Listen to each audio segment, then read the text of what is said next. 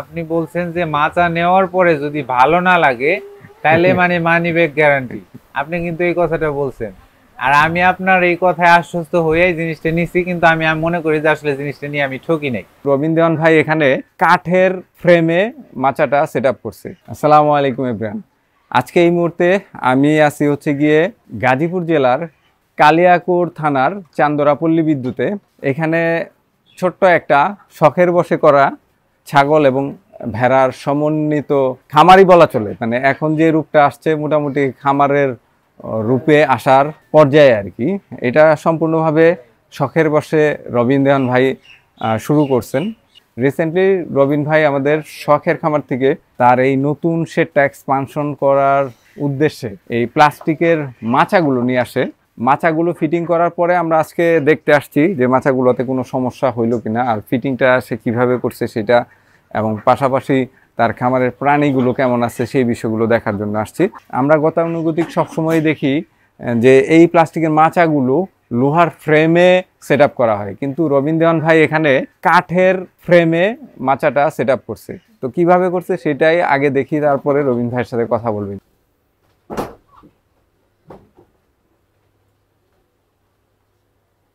আমরা এখন মাচার নিচের অংশে আছি। এখানে দেখতে পাচ্ছেন এই যে কালো বারগুলো দেখা যাচ্ছে, এগুলোই হচ্ছে কাঠ। সাধারণত এইখানে আমরা অ্যাঙ্গেল দিয়ে থাকি, কিন্তু এই শেডের পুরোটাই কাঠ দেওয়া হয়েছে। তো কাঠটা কালো দেখা যাচ্ছে কারণ হচ্ছে গিয়ে কাঠের উপরে আলকাতরা দিয়ে দেওয়া হয়েছে। এটা চমৎকার একটা কাজ করছেন রবিন ভাই। এই আলকাতরা দেওয়ার ফলে কিন্তু এই কাঠের স্থায়িত্ব অনেকটাই বেড়ে যাবে।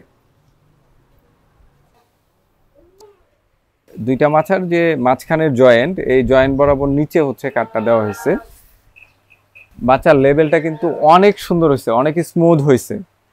কাঠ দিয়ে এত চমৎকার লেভেলিং এই প্রথম দেখলাম, কারণ কাঠ সাধারণত বেঁকে যায়, কিন্তু এখানে যেই মিস্ত্রি ফিটিং করছে তার একটু প্রশংসাই করতে হয়, কারণ খুব চমৎকারভাবে মাচাগুলো ফিটিং করছে, দেখতে কিন্তু চমৎকার লাগতেছে।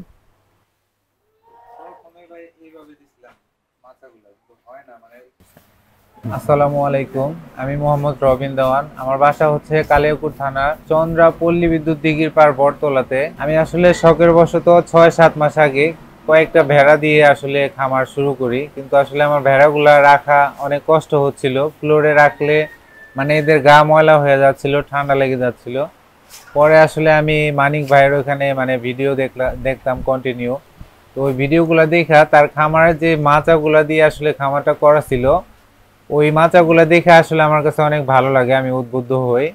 তখন আমি মানিক ভাইয়ের সাথে যোগাযোগ করে তার ওইখানে যাই আমি সরাসরি মাচাগুলো দেখে আসলে আমার কাছে ভালো লাগে। তার খামারও আমি ঘুরে দেখি। আমি যে খামারটা করতে চাচ্ছি আমার আসলে ওরকম বেশি অভিজ্ঞতা নাই, তো আমি আসলে চাচ্ছি যে আসলে মানিক ভাইয়ের পরামর্শ অনুযায়ী আমি এই খামারটা আসলে ধীরে ধীরে পরিবর্তন করার বা উন্নত করার চেষ্টা করব।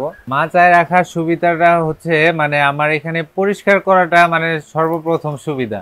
মানে মাচাটা ঝাড়ু দিলেই ময়লাটা ক্লিয়ার হয়ে যায়, আর পানি মারে দিলে মানে মাচাটা খুব দ্রুত শুকায় যায়, ভিজা থাকার কোনো থাকে না। আর আগে আমার ফ্লোরটা শুকাইতেই চাইতো না, একবার ধুইলে 3-4 দিন লেগে যেত, আর এর মধ্যে প্রস্রাব করলে তো কথাই নেই।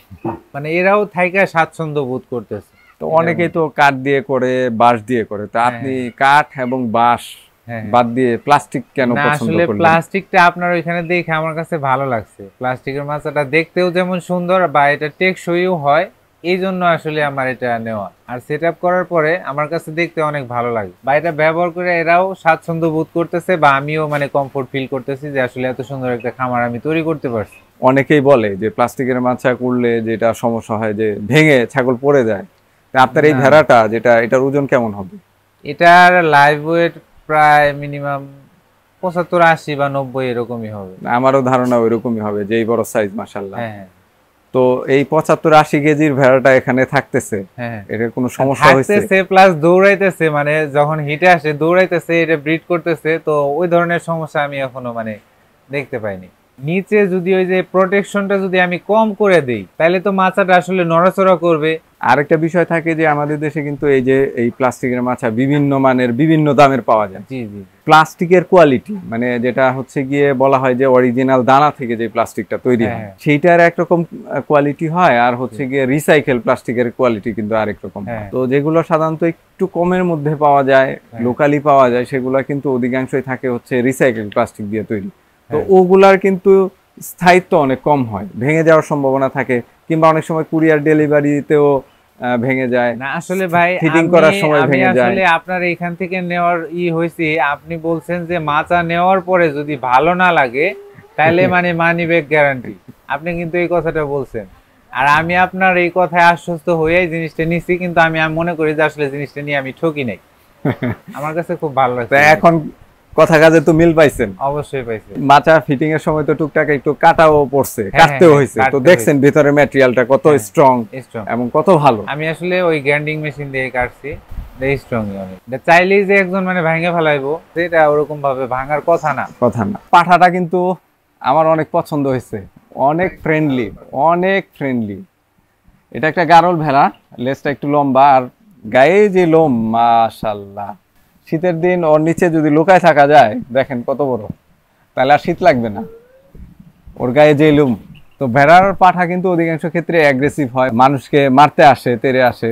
তো এইটার মধ্যে কিন্তু ওইরকম অ্যাগ্রেশন নাই। মাশাআল্লাহ, অনেক চমৎকার একটা কিউট পাঠা, অনেক ভালো লাগছে এটা। সুপ্রিয় দর্শক, কাঠ, বাঁশ এবং হচ্ছে প্লাস্টিকের মাচা, এই তিনটার মধ্যে বরাবরই আমি সাজেস্ট করি হচ্ছে প্লাস্টিকের মাচাটা। কারণ প্লাস্টিকের মাচাটা আমি আমার ফার্মে 8 বছরের বেশি সময় ধরে ব্যবহার করতেছি, এটাতে তেমন কোনো উল্লেখযোগ্য সমস্যা পাই নাই। আর এটার সুবিধা হচ্ছে গিয়ে যে কোনো সময় ধুয়ে দেওয়া যায়, শীত হোক, গ্রীষ্ম হোক, বর্ষা হোক, যে কোনো সময় হাইজিন মেনটেন করাটা অনেক সহজ হয়, ধুয়ে দিলে তাৎক্ষণিক শুকায় যায়। কাঠে কিন্তু এই সুবিধাটা পাওয়া যায় না, ময়লা লেগে থাকে, ধুয়ে দিলে সহজে শুকায় না। প্লাস্টিকের মাচাগুলোর মধ্যে একটু লো গ্রেডের রিসাইকেল প্লাস্টিকের, নিম্নমানের, সেগুলো একটু দামেও কম পাওয়া যায়, আবার হচ্ছে গিয়ে সেগুলোতে সমস্যাও বেশি। অনেক সময় দেখা যায় যে ওই মাচা ভেঙে প্রাণী নিচে পড়ে যায়। তো এই বিষয়টা অবশ্যই খেয়াল করবেন।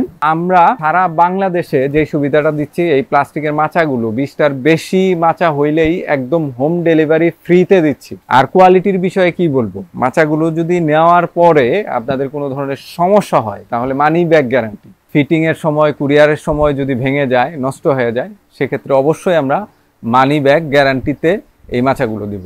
এত ভালো কোয়ালিটির, আর কোয়ালিটি ভালো না হলে কিন্তু এই গ্যারান্টিটা আপনাদের আমরা দিতে পারতাম না। বেস্ট কোয়ালিটির প্লাস্টিকের মাচাগুলো যদি আপনাদের প্রয়োজন হয়, শখের খামারে যোগাযোগ করতে পারেন। স্ক্রিনে মোবাইল নাম্বার দেওয়া আছে, কল করে বুকিং দিয়ে বাংলাদেশের যে কোনো প্রান্তে হোম ডেলিভারি নিতে পারবেন। আর 20টার বেশি মাচা হইলেই আপনারা কিন্তু একদম হোম ডেলিভারিটা ফ্রি পাচ্ছেন, কোনো ধরনের টাকা পয়সা লাগবে না।